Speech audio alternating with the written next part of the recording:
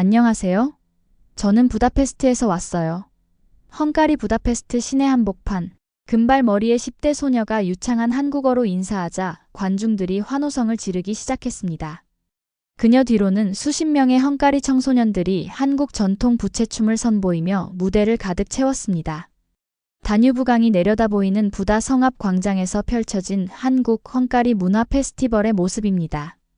10년 전만 해도 상상할 수 없었던 광경이 이제는 헝가리의 일상이 되었습니다. 도대체 무슨 일이 일어난 걸까요? 헝가리의 한 기자가 직접 겪은 놀라운 여정을 통해 그 비밀을 파헤쳐 보겠습니다. 오늘의 감동사연 지금 시작합니다. 저는 카타 호르바트입니다. 부다페스트에서 발행되는 마자르타임즈의 문화부 기자죠. 부다페스트 대학에서 언론학을 전공했고 유럽 고전 문화와 예술을 주로 다뤄왔어요. 할머니는 제게 항상 이렇게 말씀하셨습니다. 카타야, 우리는 유구한 역사를 가진 유럽인이다. 여기 두고 다른 데 갈 필요가 없단다. 할머니 말씀에 전적으로 동의했어요. 저는 헝가리 문화와 유럽의 위대한 역사를 사랑했으니까요. 사실 아시아 문화에는 큰 관심이 없었습니다. 일본과 중국은 들어봤지만 한국은 솔직히 말해서 그저 세계 지도에서 어렴풋이 위치나 알고 있는 나라였죠. 학창시절 한국에 대해 배운 내용이라고는 한국전쟁과 최근의 경제성장 정도였습니다. 헝가리 학교에서는 아시아 역사를 거의 가르치지 않았고 제 관심사는 항상 유럽에 머물러 있었어요. 유럽의 중심에서 2000년의 역사를 품은 부다페스트에 살면서 왜 먼 아시아 국가에 관심을 가져야 할 이유가 있었겠어요? 카타, 내 사무실로 잠깐 와보겠나? 어느 월요일 아침 편집장 안드라시 씨가 저를 불렀습니다. 50대 중반의 그는 언론계에서 30년 넘게 일해온 베테랑이었어요. 그는 창밖을 바라보며 뜬금없는 질문을 던졌습니다. 요즘 헝가리에 한국 문화 열풍이 불고 있다는데 그 이유가 뭐라고 생각하나? 저는 당황했습니다. 한국 문화 열풍이라니요? 물론 가끔 한국 음악을 듣는 젊은이들을 본 적은 있지만 그게 열풍이라고 부를 만한가요? 아마도 일시적인 유행 아닐까요? 몇 년 전 일본 만화가 유행했던 것처럼요. 곧 사라질 겁니다. 안드라시 씨는 고개를 저었습니다. 일시적 유행이라기엔 너무 오래가고 있어. 이건 단순한 유행이 아니야. 가서 취재해봐. 왜 우리 헝가리 사람들이 갑자기 한국에 열광하는지.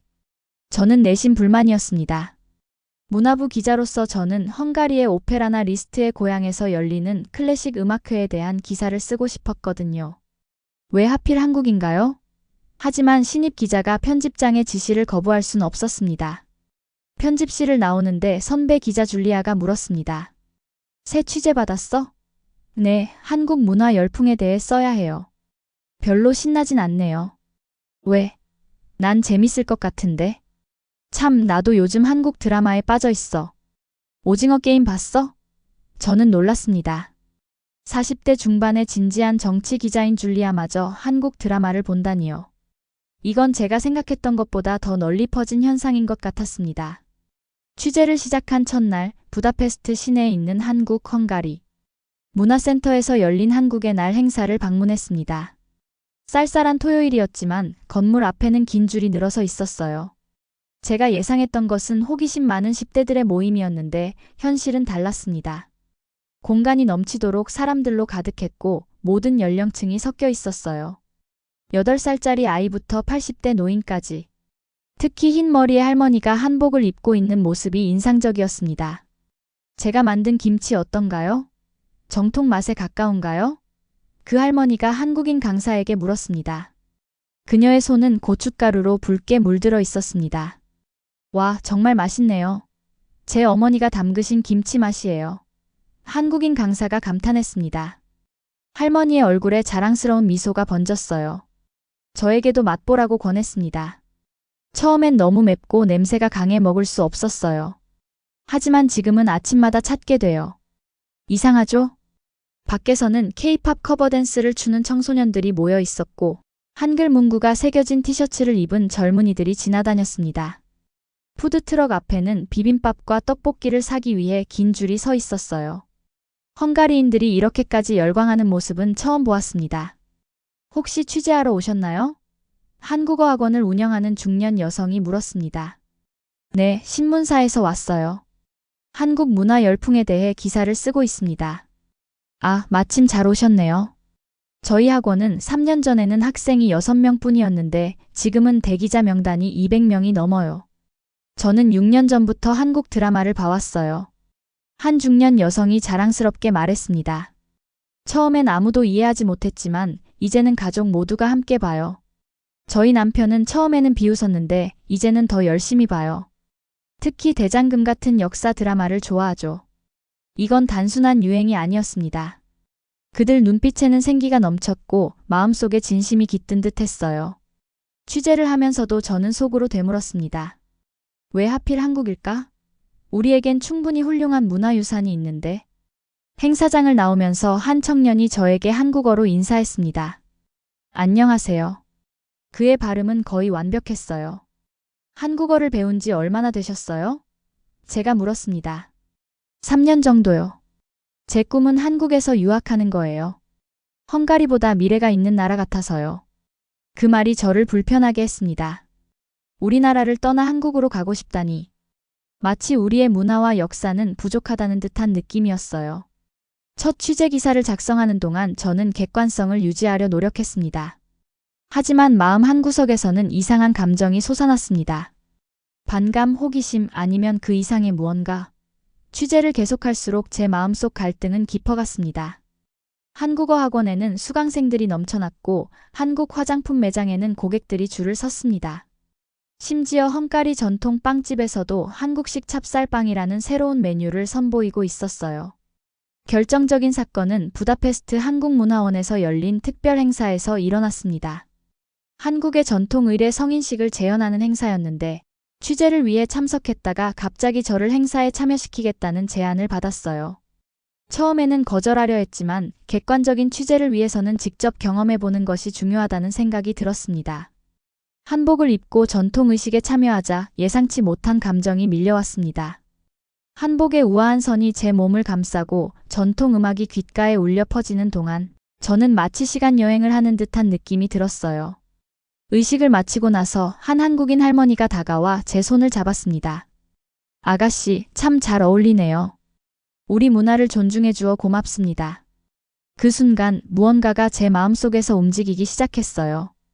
그날 밤 기사를 쓰려고 컴퓨터 앞에 앉았을 때 제가 원래 쓰려던 제목이 눈에 들어왔습니다. 헝가리를 잠식하는 동양 문화. 그 순간 깨달았습니다. 제가 얼마나 편협한 시각으로 이 현상을 바라보고 있었는지. 잠식이라니. 마치 위협적인 무언가처럼 표현하려 했던 거죠. 그날 밤 저는 모든 자료를 다시 검토했습니다.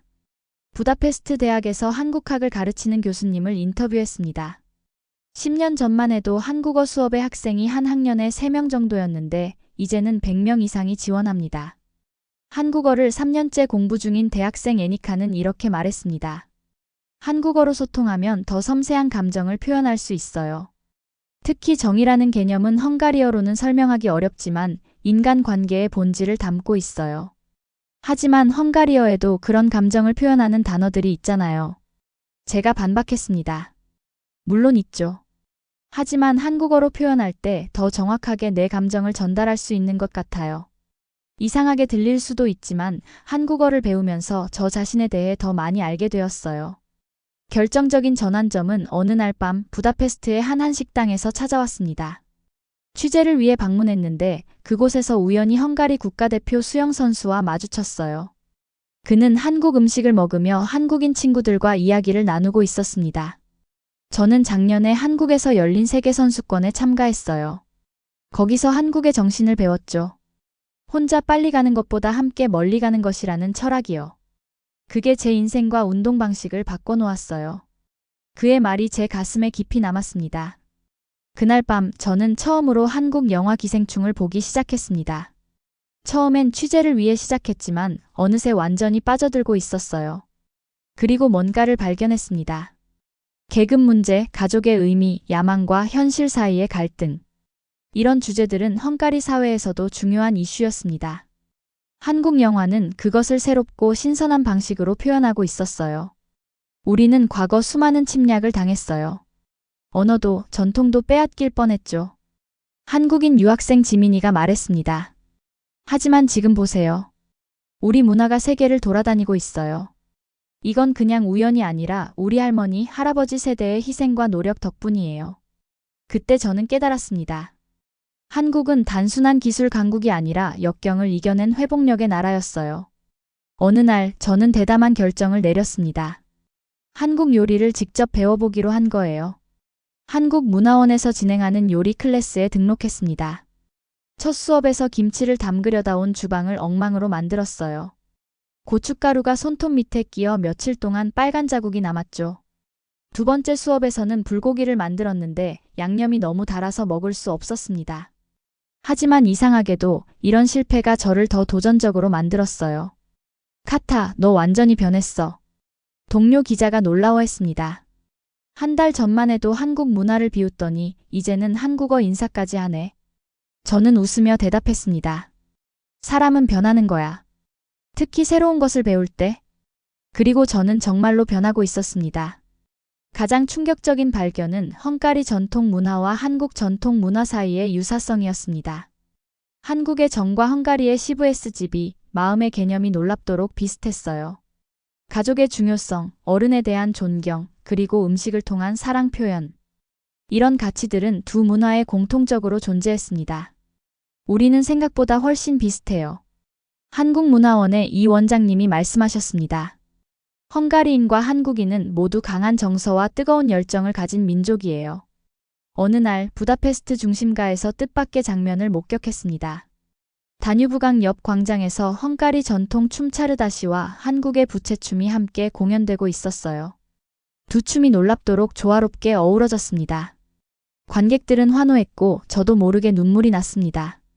그것은 단순한 문화 융합이 아니라 두 나라가 서로의 다름을 인정하고 존중하는 아름다운 만남이었어요. 가장 놀라운 경험은 가족들에게 한국 문화를 소개했을 때였습니다. 처음에 부모님은 의아해했어요. 왜 하필 한국이니? 아버지가 물으셨습니다. 우리 헝가리 음식도 충분히 맛있는데? 하지만 제가 직접 만든 불고기를 맛본 후 아버지의 표정이 바뀌었습니다. 이 양념. 우리 할머니가 만드시던 파프리카 소스와 비슷한데? 그 순간 깨달았습니다. 문화는 서로 다르면서도 근본적으로 통하는 부분이 있다는 것을. 특집 기사를 위해 한 헝가리 청소년 댄스팀을 만났습니다.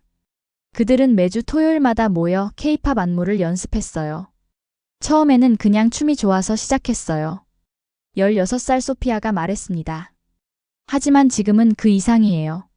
우리는 여기서 가족이 되었어요. 한국 아이돌처럼 서로 돕고 함께 성장하는 법을 배우고 있죠. 그들의 열정과 단결력은 놀라웠습니다. 그들에게 K-팝은 단순한 음악이 아니라 삶의 방식이었어요. 저의 시각이 완전히 바뀌는 결정적인 사건은 부다페스트에서 열린 한국 영화제에서 일어났습니다. 영화 미나리를 보면서 저는 깊은 감동을 받았어요. 낯선 땅에서 꿈을 이루기 위해 고군분투하는 한국 이민자 가족의 이야기. 그들의 시련과 희망, 좌절과 사랑이 너무나 인간적이었습니다. 영화가 끝나고 불이 켜졌을 때 제 주변에 앉은 헝가리인들의 얼굴에도 눈물이 흐르고 있었어요. 그 순간 깨달았습니다. 문화는 분리하는 것이 아니라 연결하는 것이라는 진리를. 그날 밤 저는 특집 기사의 제목을 결정했습니다. 헝가리 심장에 피어난 한국의 꽃. 편집장은 처음에 제목을 보고 미심쩍어했지만 내용을 읽고 난 후에는 만족스러운 표정을 지었어요. 이거 정말 좋은데, 카타. 너의 진심이 느껴져. 그의 말에 저도 미소 지었습니다. 정말 그랬으니까요. 이 기사는 단순한 취재가 아니라 제 자신의 변화를 담은 여정이었습니다. 기사를 쓰면서 저는 한국 문화가 왜 전 세계적으로 사랑받는지 깊이 이해하게 되었습니다. 그것은 단순히 화려한 외형이나 세련된 기술 때문만이 아니었습니다. 한국 문화의 핵심에는 정이 있었습니다. 서로를 배려하고 어려움 속에서도 함께 일어서는 공동체 정신. 그리고 그 안에서 피어나는 따뜻한 인간미가 있었어요. 전통과 현대가 공존하는 방식도 놀라워요. 제가 인터뷰한 문화평론가는 말했습니다. 대부분의 나라들은 현대화 과정에서 전통을 잃어버리곤 하죠. 하지만 한국은 자신들의 정체성을 유지하면서도 미래를 향해 달려가고 있어요. 그리고 마지막 문장은 이렇게 썼습니다. 우리는 한국 문화를 수입한 것이 아니라 그 정신을 배워 나누고 있다. 기사가 출판된 날 제 주변의 반응은 놀라웠습니다. 동료 기자들은 박수쳤고 심지어 한국 대사관에서 감사 편지를 받기도 했어요. 가장 놀라운 것은 많은 독자들로부터 받은 메시지였습니다. 당신의 기사 덕분에 내가 왜 한국 드라마에 빠졌는지 이해하게 되었어요. 한 중년 여성이 편지로 썼습니다. 그것은 내가 그리워하던 따뜻함이었네요. 한 노인은 이렇게 말했습니다. 젊은이들이 한국 음악을 듣는 것을 보고 처음에는 이해할 수 없었어요. 하지만 당신의 기사를 읽고 나서 저도 한번 들어봤습니다. 그리고 놀랍게도 그 음악에는 열정과 희망이 담겨 있더군요. 이런 반응들이 저를 감동시켰습니다. 제 기사가 단순한 정보 전달을 넘어 사람들의 마음을 움직였다는 사실이 기뻤어요. 저는 더 이상 외부의 시선으로 한국을 바라보지 않습니다. 이제는 마음으로 한국을 느껴요. 그리고 이 경험은 제가 세상을 바라보는 방식 자체를 바꿔놓았습니다. 다양성이 얼마나 아름다운지, 열린 마음이 얼마나 중요한지 깨닫게 되었어요.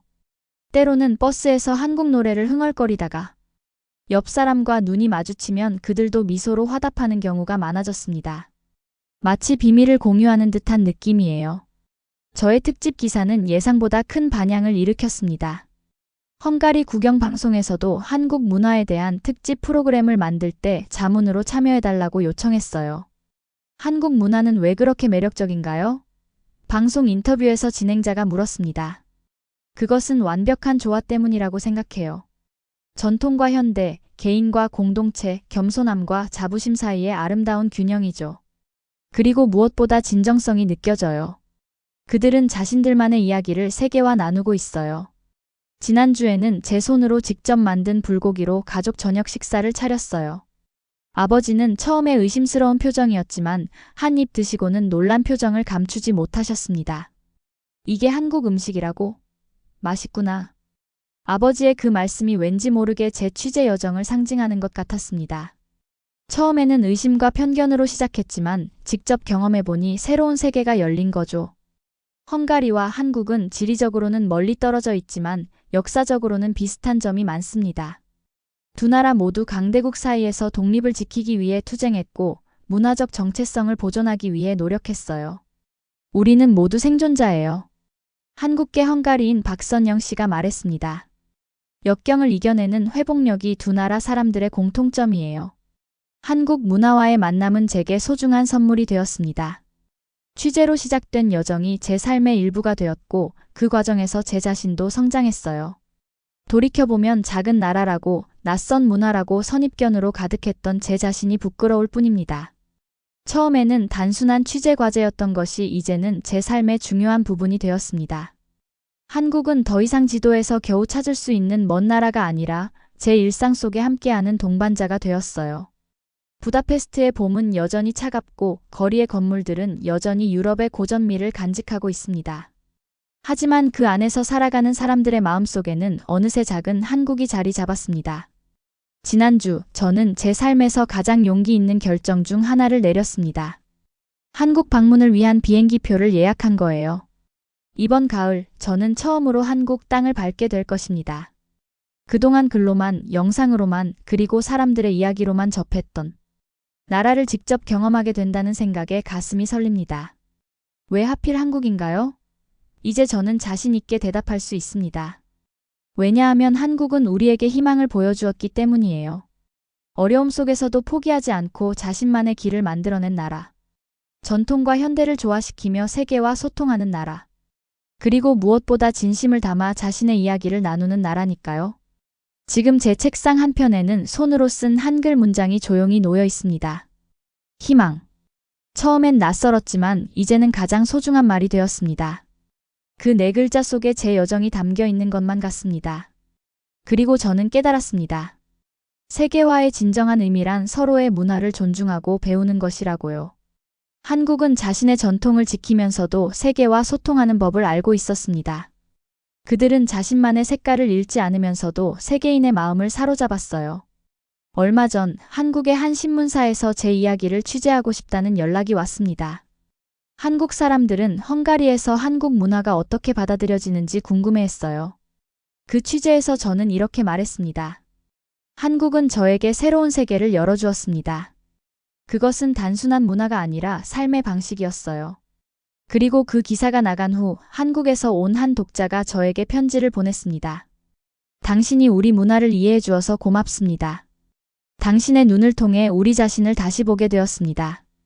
이것이 진정한 문화 교류의 아름다움이 아닐까요? 서로의 눈을 통해 자신을 새롭게 발견하는 것. 그리고 그 과정에서 우리 모두는 조금 더 풍요로워지는 것이 아닐까요? 한국 문화를 통해 배운 가장 소중한 교훈은 바로 이것입니다.